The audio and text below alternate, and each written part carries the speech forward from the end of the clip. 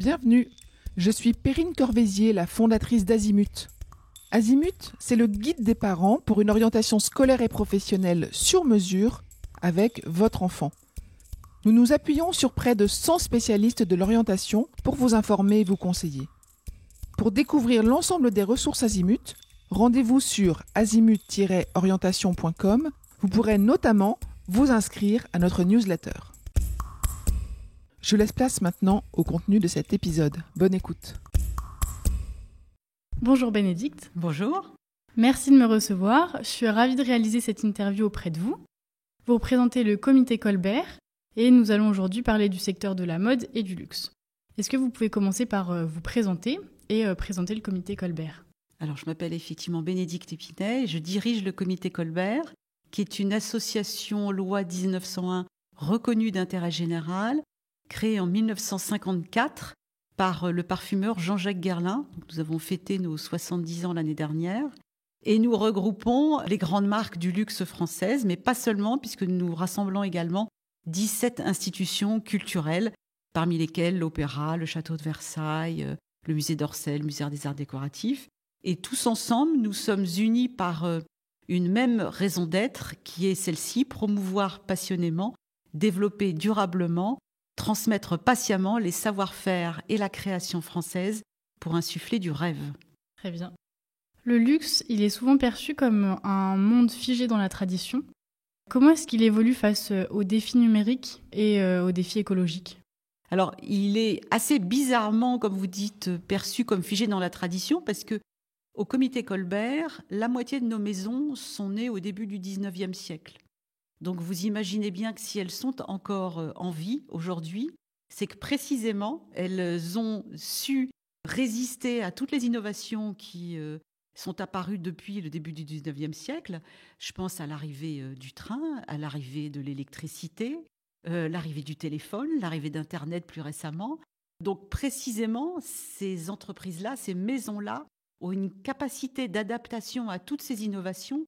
Songez à la révolution qu'a été l'arrivée de la machine à coudre dans les maisons de couture. Ça a été terrible. Il a fallu s'adapter à ce qui potentiellement pouvait prendre le travail des couturières.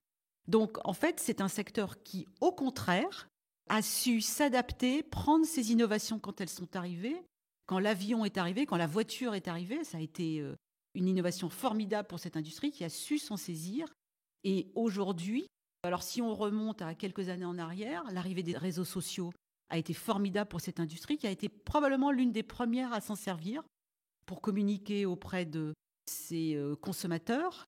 Et encore plus récemment, l'intelligence artificielle, qu'elle soit analytique ou générative, est déjà dans nos maisons, dans la plupart de nos maisons qui s'en servent déjà. Donc je pense qu'on ne peut absolument pas parler d'une industrie qui serait d'arrière-garde ou qui serait campée sur des savoir-faire ancestraux mais qui n'ont plus de raison d'être aujourd'hui. Ça n'est pas vrai. Et d'ailleurs, au sein du comité Colbert, nous avons un motto qui est de dire que l'industrie du luxe est le plus ancien secteur d'avenir. Ce qui veut dire qu'on a un pied dans le passé à travers nos savoir-faire et on en est très fiers, mais surtout un pied dans l'avenir. Et aujourd'hui, nos maisons sont clairement, le regard tourné vers l'avenir. On engage dans nos maisons de luxe des data scientists, des météorologistes, des ingénieurs de tout poil pour réfléchir à demain. Aujourd'hui, on ne fabrique pas un bijou dans nos ateliers comme on le faisait, ne serait-ce qu'il y a 20 ans. Aujourd'hui, un bijou dans un atelier de haute joaillerie se fait grâce au laser, à la découpe laser, se fait grâce à l'impression 3D, grâce à la conception assistée par ordinateur. Donc, c'est bien dire qu'on fabrique des bijoux. À la fin des fins, il y a quand même un artisan joaillier qui va être là pour le sertir. Mais tout le travail, tout le process qui précède, il aura été fait grâce aux outils de la modernité. Super. Que répondre alors aux parents qui s'inquiètent des débouchés du secteur du luxe dans les prochaines années ? Alors, ils ont tort s'ils s'inquiètent, parce que c'est un secteur qui, depuis 20 à 30 ans, moi je suis ce secteur depuis 30 ans, c'est un secteur qui est extrêmement résilient, qui est toujours le dernier à rentrer dans une crise quand il y en a une et qui est toujours le premier à en sortir. C'est comme ça, c'est la vie. Si demain on vous donne 10 000 euros ou demain vous êtes promu, il vous arrive quelque chose de formidable dans votre vie, vous allez immédiatement penser à vous récompenser. C'est comme ça. L'être humain, il est fait comme ça. Donc, vous allez peut-être vous acheter quelque chose, vous allez peut-être vous programmer un voyage, mais vous allez vous récompenser. Donc, ce fil-là qui existe depuis que l'homme est sur Terre, personne n'arrivera jamais à le détruire. C'est comme ça. Donc, nous, ça nous sert. Évidemment, ça porte cette industrie et c'est tant mieux. Donc, les parents, ils doivent absolument se rassurer. C'est une industrie qui a les 2 pieds sur Terre et qui pense à demain. Alors, qui plus est, si on réfléchit, dans le monde entier, vous avez toujours une nouvelle génération qui arrive, vous avez toujours une nouvelle classe moyenne qui arrive et qui a envie de prendre sa part de la table du banquet et qui a envie, elle aussi, de profiter. C'est comme ça qu'en Inde, on a aujourd'hui une nouvelle classe moyenne qui commence à acheter des rouges à lèvres du luxe, qui commence à acheter qui une paire de chaussures ou qui un sac et qui demain voudra s'acheter des pièces de haute joaillerie, voilà. C'est comme ça. Et en fait, dans le monde entier, vous avez une émergence d'une classe moyenne ou une émergence d'une jeunesse qui a envie, elle aussi, d'acheter des produits de luxe. Et ça encore, personne ne peut l'arrêter. C'est comme ça. C'est le cycle de la vie. Parfait. Le secteur du luxe, il peut sembler parfois élitiste ou difficile d'accès. Est-ce qu'en réalité, il est ouvert à une diversité de profils et de parcours ? Alors, on ne peut pas vous retirer, oui, c'est un secteur élitiste, évidemment, et ça fait partie de son image. Maintenant, si on prend l'autre côté, qui est celle du recrutement, aujourd'hui, alors il y a 2 types de recrutement. Si vous avez fait des études et que vous voulez rentrer dans une grande maison de luxe, dans les sièges sociaux, évidemment, le process de recrutement est un peu complexe, ça, je ne vais pas vous mentir. En revanche, si on parle des métiers de la main, qui sont ceux qui, moi, m'intéressent au premier rang parce qu'on manque de 20 000 artisans dans les maisons de luxe aujourd'hui, en France. Les chiffres sont bien pires en Italie, où là, il y a un recrutement qui est absolument pharaonique.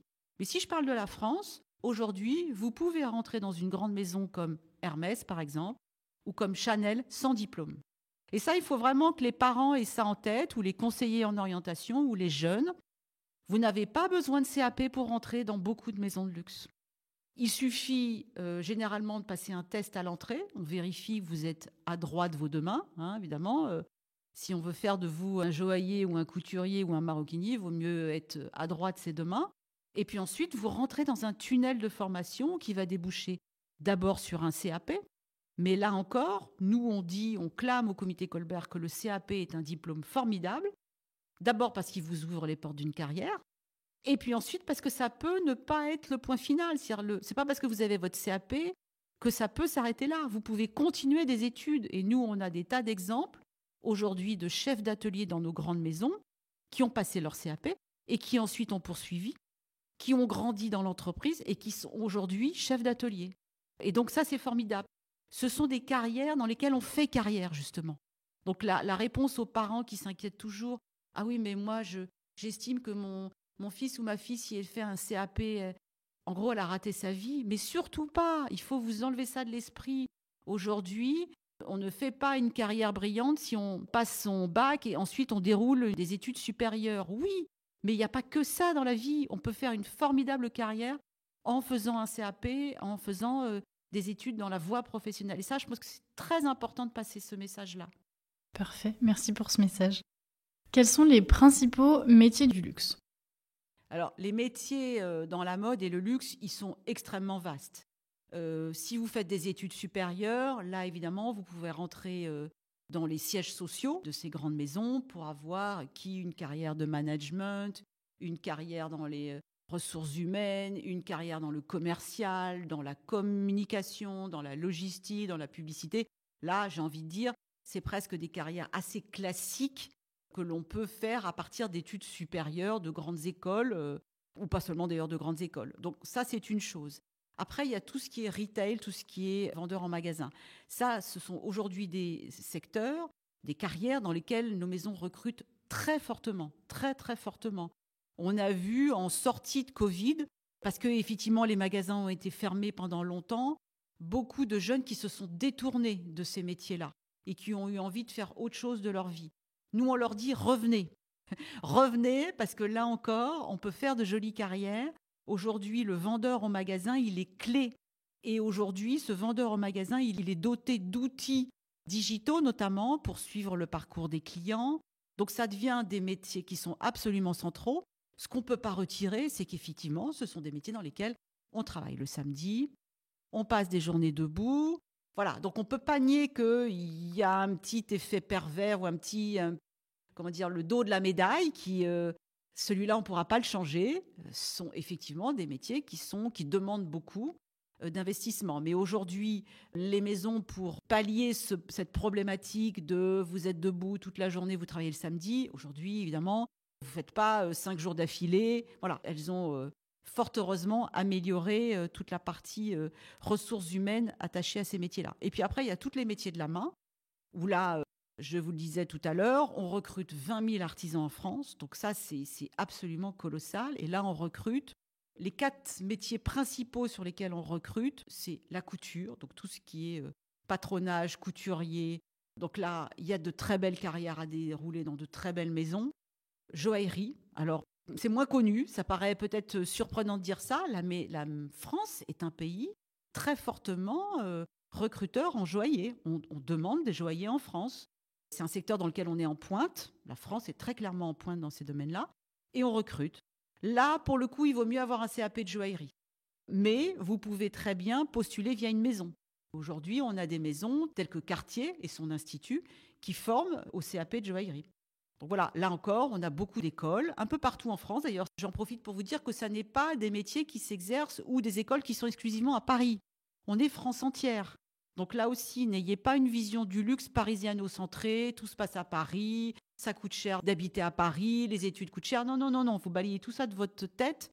On peut faire des études, que ce soit dans toute la région Rhône-Alpes au sens large, le Grand Ouest au sens large. Voilà, là, il y a des jolies études à faire en joaillerie. Après, la maroquinerie.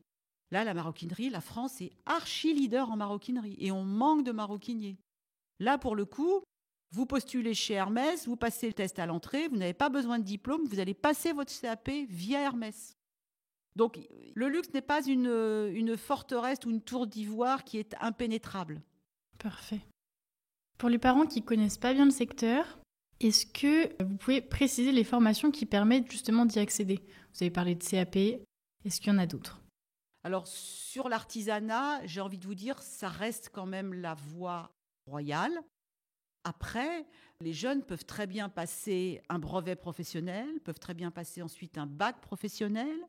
Donc, les voies sont multiples. Mais on va dire que si on s'adresse aux collégiens, par exemple, qui arrivent en 4e, en 3e, en se disant « j'ai pas envie de continuer dans la voie générale », d'abord, ça n'est pas un échec, que les parents se mettent bien ça en tête. Quitter la voie générale, c'est-à-dire quitter le brevet pour démarrer en voie professionnelle via un CAP, ça n'est pas un échec, c'est autre chose. On va faire autre chose de sa vie, une carrière manuelle et songer au nombre, moi je pourrais vous donner des exemples par dizaines de milliers de cadres qui avaient des jobs de cadres, qui ont arrêté leur job de cadre pour devenir boulanger-pâtissier, par exemple, pour devenir sculpteur, pour devenir... Voilà. Donc, c'est une autre carrière, c'est autre chose, ça n'est pas un échec. Donc voilà, le CAP reste la voie royale, mais il y a beaucoup d'autres choses qui sont possibles. Très bien. Comment est-ce qu'un parent peut aider son enfant à découvrir les métiers du luxe et savoir ce qui est fait pour ce secteur ? Alors déjà, être attentif à toutes nos maisons. Toutes nos maisons, elles font beaucoup d'événements liés à ces métiers-là, des événements d'orientation et des événements de recrutement. Qu'il s'agisse d'Hermès, d'LVMH pour l'ensemble des maisons d'LVMH. Je pense à Chanel qui vient d'en faire un. Pour le coup, c'était à Paris. Ou je pense à Van Cleef & Arpels qui fait chaque année un événement à Lyon. Mais surtout, j'ai envie de venez nous voir, venez à notre événement. Les Demain de Luxe qui se passera au mois d'octobre, le 2 octobre, du 2 au 5 octobre à Paris, au Grand Palais. Et là, vous aurez la vision de 40 maisons du luxe, tous secteurs confondus, donc de la mode, de la joaillerie, de la maroquinerie, du parfum, de l'hôtellerie, de la gastronomie, des arts de la table. Donc vraiment une espèce de vision absolument générale de ce secteur. Et là, vous pourrez non seulement voir des artisans, discuter avec eux, faire quelque chose de vos mains, voir si ça match ou si ça match pas. Finalement, non. La couture, c'est pas mon truc. Tiens, je vais aller voir l'espace d'à côté où là, c'est la maroquinerie. Ou je vais aller voir du côté des joailliers et discuter avec les DRH. Les DRH sont là. Et ça, c'est très important. Et puis en plus, à côté, on a mis les écoles. Donc une fois que vous avez découvert peut-être un métier qui vous plaît, vous allez à l'étage au-dessus et vous allez voir les écoles qui forment à ce métier-là. Et vous allez peut-être sortir avec un coup de cœur et puis rassuré parce que vous aurez découvert une école qui va pouvoir vous prendre. Parfait. D'ici la rentrée, cet événement-là, est-ce qu'il y en a d'autres avant qui peuvent aussi intéresser les parents ? Alors absolument, je ne saurais trop vous conseiller de venir au musée d'Orsay. Là, au musée d'Orsay, on a un événement. Alors d'abord, c'est très joli parce qu'on est dans les collections du musée d'Orsay. C'est à Paris, malheureusement. Et on fait un événement dans le cadre des Journées européennes des métiers d'art.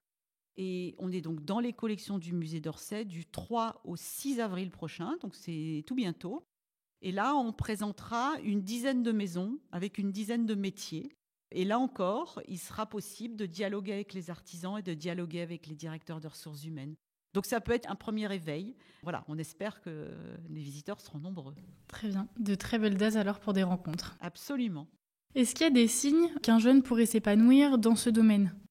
Alors, moi, ce que je vais surtout vous dire, c'est que par habitude, nous, on reçoit beaucoup de jeunes visiteurs et les parents qui nous disent « Ah oui, mais il n'est pas bon en maths ou il n'est pas bon en histoire géo, il n'est pas bon en français. » Je dis « Ça tombe très bien parce que ce n'est pas ce qu'on va vous demander chez nous.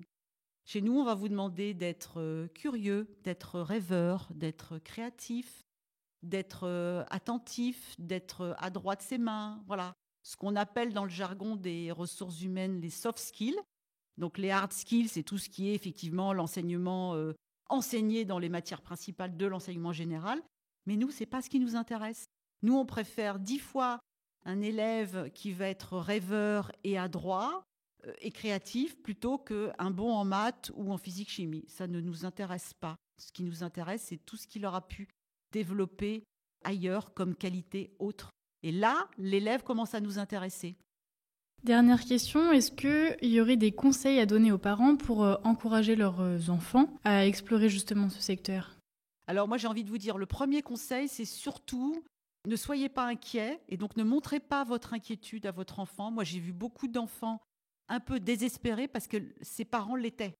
Et du coup, se refermer sur lui-même avec son envie de faire un métier manuel, mais les parents qui sont là pour dire non, en fait, c'est pas une voie d'avenir. Donc, faites confiance à votre enfant. S'il a un talent dans le dessin essayez au contraire de développer ce talent. Peut-être inscrivez-le à des cours de dessin, peut-être aller dans les musées avec lui, peut-être aller visiter des galeries où il va rencontrer des artistes.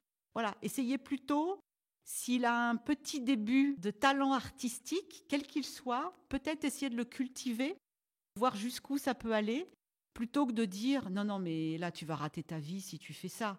Voilà, essayez d'aller dans ce sens-là. Et ça, je pense que vous aurez gagné du temps. Moi, j'ai vu trop d'enfants qui, au final, ont eu des parents qui disaient « non, fais des études générales, passe ton bac d'abord. » Oh là là, le fameux « passe ton bac d'abord », mais il faut arrêter avec ça. C'est dramatique, ça a fait des tas d'élèves qui ont eu leur bac et puis qui, après, reviennent à une carrière manuelle. Donc, non, il faut plutôt essayer de valoriser cette petite mèche qui est déjà allumée. Voilà. Donc, au contraire, il faut souffler dessus pour qu'elle grandisse. Très bien, merci beaucoup. Merci à vous. Je vous retiens quelques instants. Vous écoutez peut-être sur Apple ou sur Spotify ou sur Deezer ou sur une autre application de podcast. Je voulais m'assurer que vous connaissiez l'existence de notre site azimut-orientation.com. Sur ce site, les contenus sont organisés par thématique et par situation. Ceux qui connaissent adorent et utilisent notre moteur de recherche, ce qui leur permet d'aller chercher directement le bon contenu qui correspond à leurs problématiques. Je vous encourage à vous y connecter et n'oubliez pas de vous inscrire à notre newsletter. Merci de votre fidélité et à bientôt.